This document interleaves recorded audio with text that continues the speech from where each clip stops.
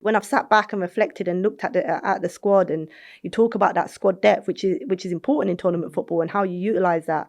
I think the back line, I think, 4 out of the 5 pretty much picks itself. I still think that left back area is maybe up for grab, and I think it's dependent on the opposition. Yeah. So I think you got, I name what I would imagine. Obviously, Hannah Hampton in goal and Lucy Bronze at right back, and Leah Williamson alongside Alex Greenwood. Mm-hmm. And then I feel like that left back will depend on the opposition. Yeah. And obviously, I think Jess Carter and Neve Charles, they're completely different types of fullbacks. So I think depending on the game will depend on which one of those will start. And I think that will be really interesting moving forward. I think the midfield, I think Kira Walsh picks herself in terms of that, defence midfield role.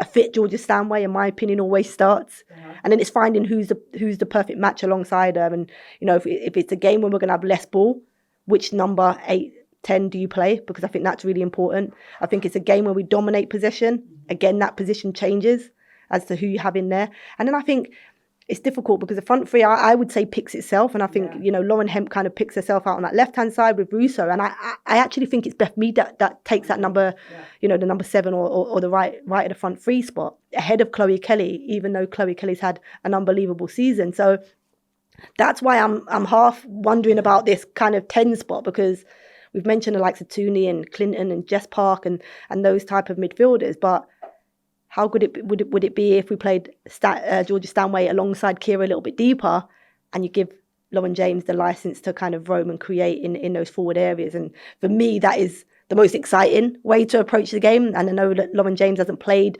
for a while, and also hasn't played in that central area for a while. Has been playing most of her time off the left-hand side. But that really excites me.